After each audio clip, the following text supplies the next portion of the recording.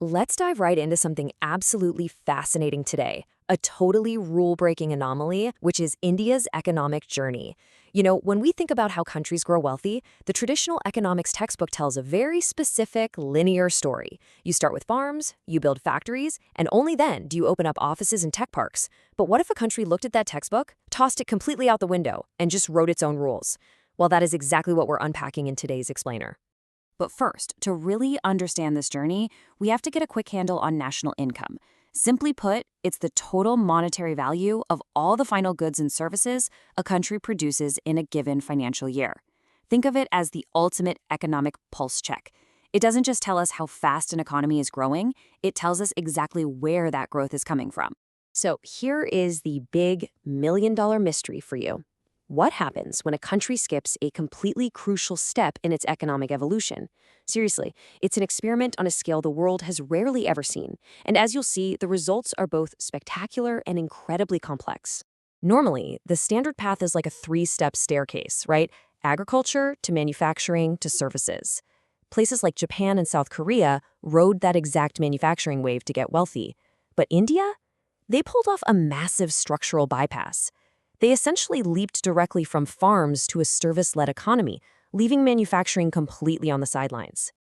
Moving to Section 1, the three pillars of the economy: primary, secondary, and tertiary sectors. Let's break those down, starting with the primary sector, so agriculture and allied stuff like forestry. Back in the 1950s and 60s, this was the absolute backbone of the Indian economy. We're talking over 50% of the national income, and it employed a staggering 70% of the workforce. But fast forward to the 2025-26 estimates, and wow, agriculture's share of gross value added has shrunk all the way down to roughly 16 to 18%. But here's the crazy part. It stubbornly employs over 40% of the entire workforce today. It's still vital for food security, but it's not the moneymaker it once was. Next up is Step 2, the secondary sector, industry and manufacturing. Now, despite huge state-led efforts right after independence and big modern pushes like the Make in India initiative, growth here has just been, well, surprisingly modest. It's currently hovering around 25 to 28% of the economic pie. It's got key areas like autos and pharma, sure, but it's continually held back by sky-high logistics costs, really complex land laws, and skill shortages. It just never breached that magic 30% mark like those East Asian economies did. So, if manufacturing didn't take over, who did? Enter the tertiary sector, services. Exploding onto the scene in the 1990s, this became the undeniable growth engine. We are talking IT, software exports, booming digital payments, the whole e-commerce shebang. Driven by rapid digitalization and a massive English-speaking workforce, services now command a massive 54 to 56% of gross value added. It is absolutely India's strongest global competitive advantage. They didn't build the world's factories, they built the world's back office. To really picture this, let's look at the 1970s and 80s. The primary sector was completely dominant back then, making up about 60% of the national income, while industry and services just sat around 20% each. It was a highly traditional agrarian setup. Now contrast that with today's estimates. The transformation is literally staggering. That giant agricultural slice shrunk down to 17%.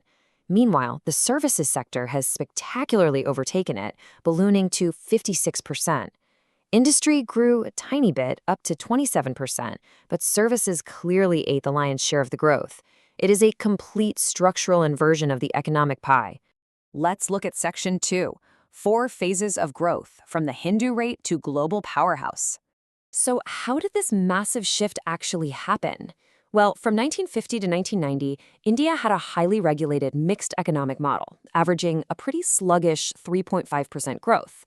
Then, the 1990s brought massive reforms, bumping growth to a much healthier 6 to 7%. From 2000 to 2019, the IT revolution fully kicked into gear, pushing growth past 8% in several years. And finally, from 2020 to 2026, we see the post-pandemic era, a really resilient bounce back to a robust 7.4% growth rate, mostly fueled by digital expansion.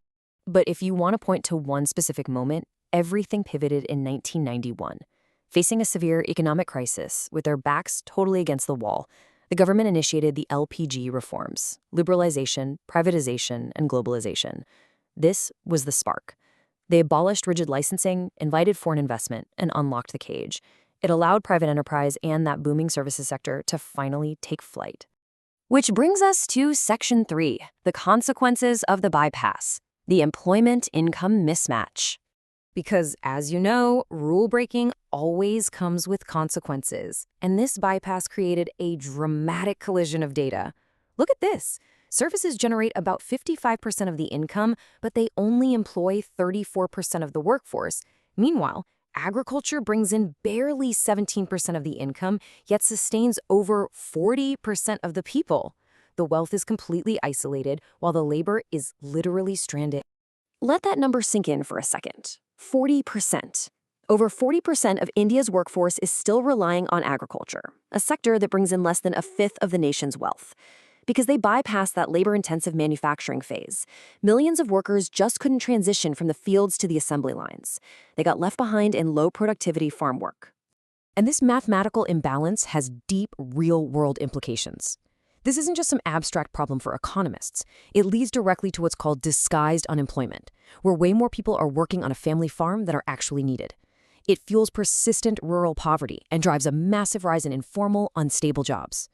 Plus, you end up with striking regional disparities. You've got highly developed, incredibly wealthy tech hubs existing in the exact same country as struggling agrarian rural states. Finally, let's look at Section 4, the road ahead. Stagnant manufacturing, and future stakes. Look, even with really ambitious current programs designed to boost self-reliance, there are massive hurdles remaining. Infrastructure bottlenecks, super complex land laws, and a severe lack of skilled industrial labor make building factories an absolute uphill battle. Add to that a heavy dependence on imported components and incredibly intense international competition. Building the factories of tomorrow is remarkably difficult when the rest of the world is already fiercely competitive. The vulnerability here is crystal clear, as this quote from our source material highlights. A stronger manufacturing base is essential for creating large-scale employment and sustaining long-term economic growth. A service economy is fantastic. It generates high-level wealth, it drives innovation, and it puts a country on the global map. But it just cannot provide the millions of entry-level jobs that a growing population desperately needs right now. Which leaves us with a truly fascinating, pressing question to wrap up our explainer today. Can India sustain its spectacular service-led growth without eventually building a traditional manufacturing base to employ its masses? It's a high-wire active economic development for sure, and how it all balances out will probably rewrite the textbook for the rest of the world. Thanks so much for exploring this with us today.